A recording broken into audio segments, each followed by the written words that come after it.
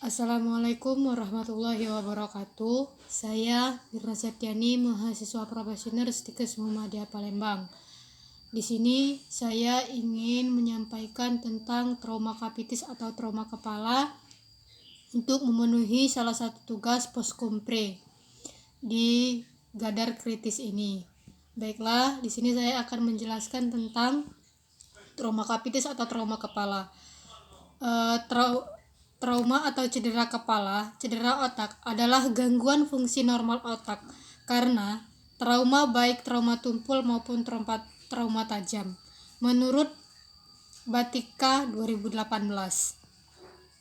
trauma kepala adalah suatu trauma yang mengenai daerah kulit, kepala, tulang tenggorokan, tulang tengkorak, atau otak yang terjadi akibat injuri baik secara langsung maupun tidak langsung pada kepala.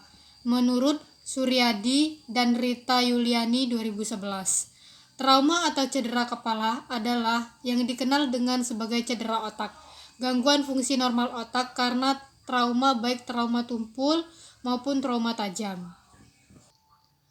Cedera kepala merupakan salah satu penyebab kematian dan kecacatan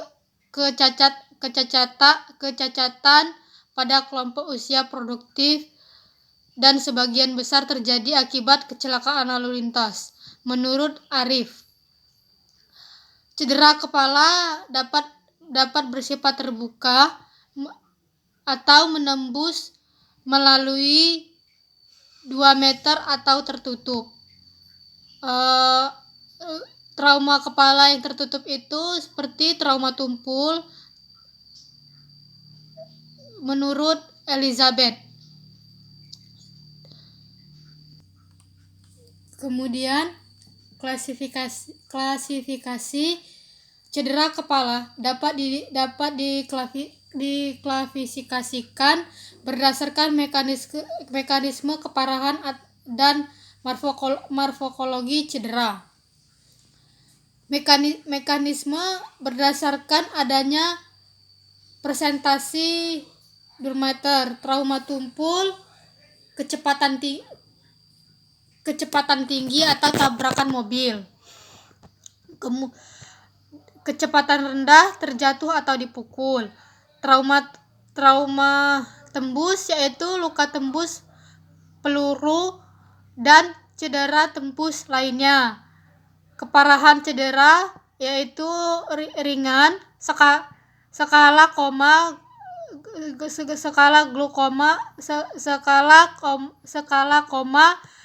sampai 15.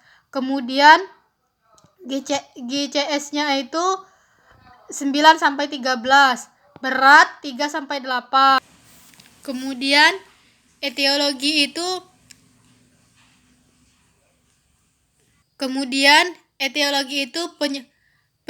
penyebab cedera terbagi menjadi 2, yaitu cedera tertutup, kecelakaan lalu lintas, perkelahian, jatuh dan cedera olahraga. Kemudian cedera terbuka, peluru atau pisau. Kemudian komplikasi dari cedera kepala ini, yang pertama itu fraktur tengkorak, kraniun linear, depresi dan non-depresi, terbuka atau tertutup, basis dengan tanpa kebocoran cairan atau tanpa kelumpuhan pada nervus. Kemudian lesi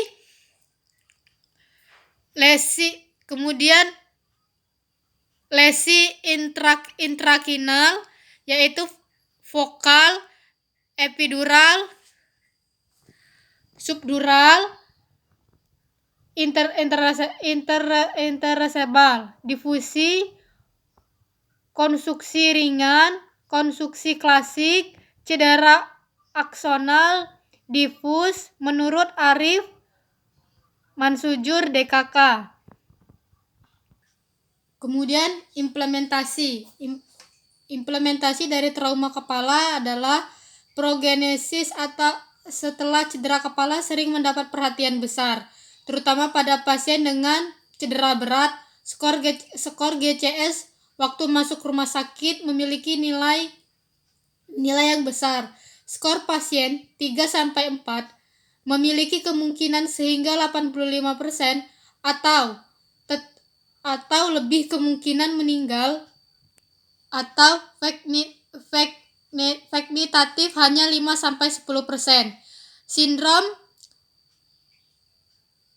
pasca konsumsi berhubungan dengan sindrom kronis nyeri kepala, keletihan, pusing, ketidakmampuan berkonsentrasi, irritabilitas, dan perubahan kepribadian yang berkembang pada banyak pasien setelah cedera kepala atau trauma kapitis ini. Seringkali bertumbang tindih dengan gejala depresi. Menurut Arif Mansajur. Kemudian patofisiologi dan pathway.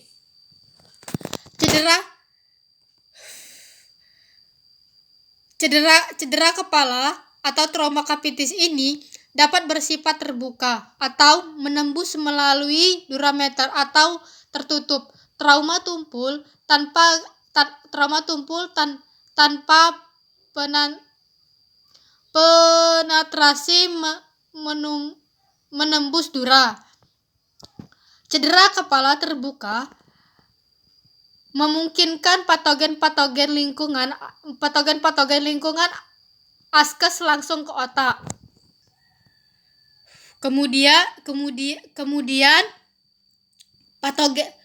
patogen ini dapat menyebabkan peradangan pada otak. Cedera yang juga dapat menyebabkan pendarahan. Peradangan dan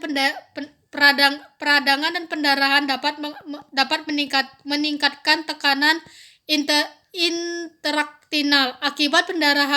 Akibat pendarahan menyebabkan sakit kepala yang hebat dan menekan pusat refleks. Muntah di medula yang menyebabkan akibat terjadinya muntah proyektif, sehingga tidak terjadi keseimbangan antara intake dan output. Selain itu, peningkatan TIK juga dapat menyebabkan terjadinya penurunan kesadaran dan aliran darah otak menurun. Jika aliran darah ke otak itu menurun, maka akan terjadi hipoksia yang menyebabkan disfungsi cerebral atau otak, sehingga kondisi motorik terganggu dan menyebabkan ketidakseimbangan perfungsi jaringan cerebral. Kemudian pendarahan ekstrakrinal itu dibagi menjadi dua, yaitu pendarahan terbuka dan tertutup. Pendarahan terbuka atau robek dan lecet merangsang lapisan mediator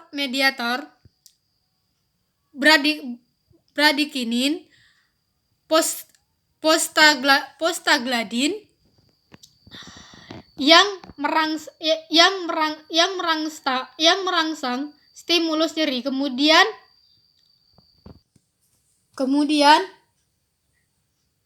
pendarahan terbuka atau robek dan lecet mengalami kontak dengan benda asing. Pendarahan tertutup Hyper sama dengan pendarahan terbuka, yaitu dapat menimbulkan rasa nyeri pada kulit kepala. Menurut Elizabeth 2011. Kemudian, manifestasi klinik hilangnya kesadaran kurang dari 30 menit atau lebih. Kebingungan, pucat, mual dan muntah, pusing kepala, terdapat hematoma, kecemasan, sukar untuk dibangunkan. Bila terjadi fraktur, mungkin adanya cairan yang keluar dari hidung. Kemudian pemeriksaan diagnostiknya itu bisa CT scan, MRI, cerebral angiopathy, serial EEG dan X-ray. Kemudian penata laksanaan asuhan keperawatan pada pasien trauma kepala atau trauma kapitis. Yang pertama, secara umum penelaksanaan pada trauma kapitis atau trauma kepala ini observasi 24 jam. Jika pasien masih muntah sementara dipuasakan terlebih dahulu.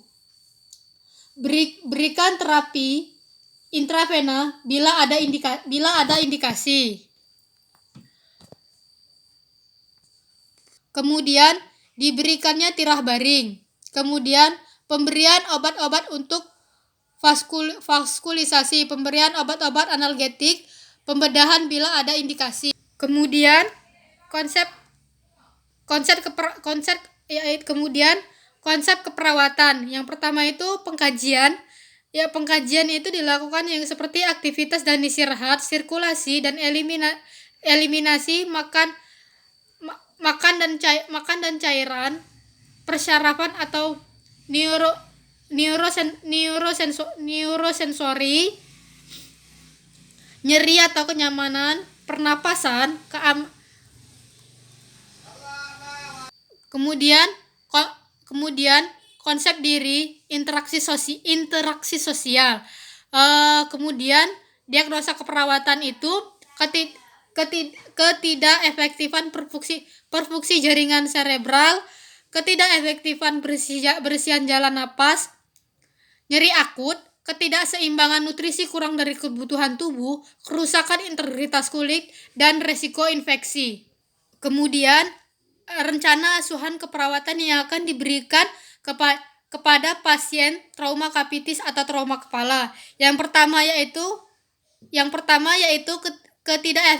ketidakefektifan perfusi jaringan serebral.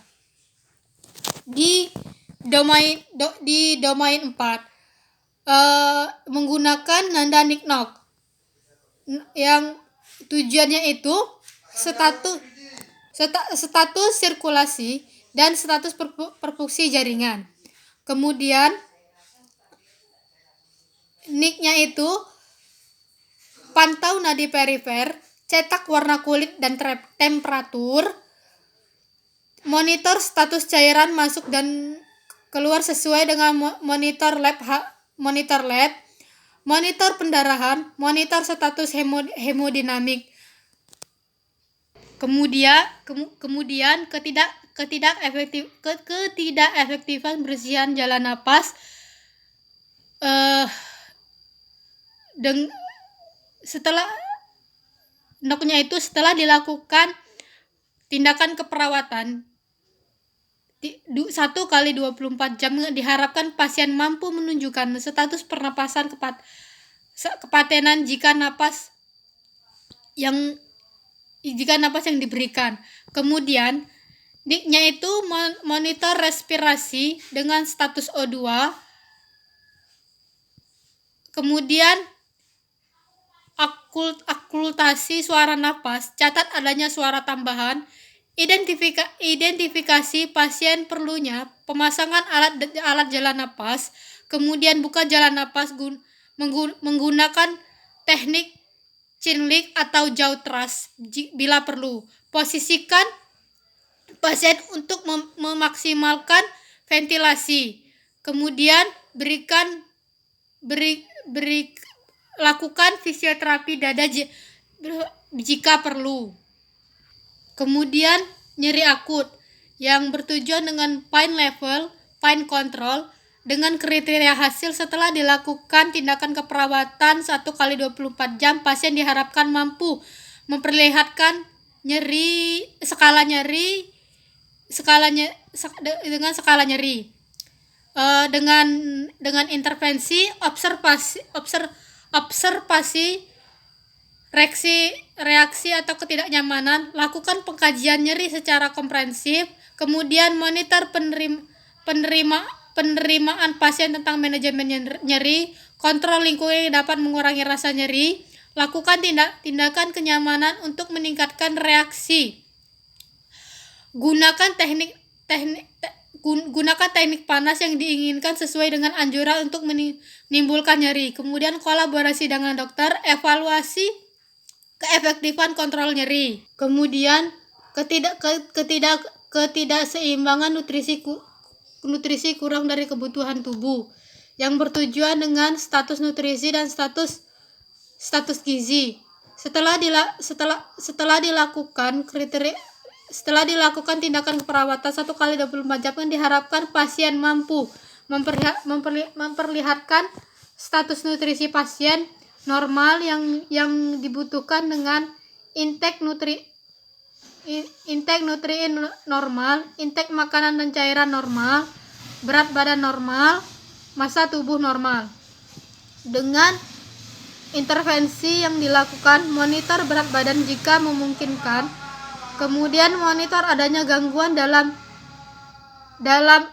input makanan, monitor respon klien terhadap situasi yang mengharuskan klien makan, kolaborasi untuk pemberian terapi sesuai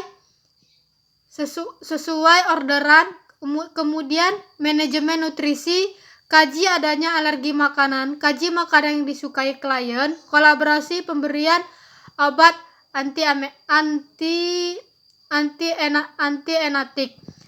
Mungkin itu saja yang saya dapat sampaikan tentang trauma kapitis. Lebih dan kurangnya saya mohon maaf, dan kepada Allah saya mohon ampun, dan saya akhiri. Wassalamualaikum warahmatullahi wabarakatuh.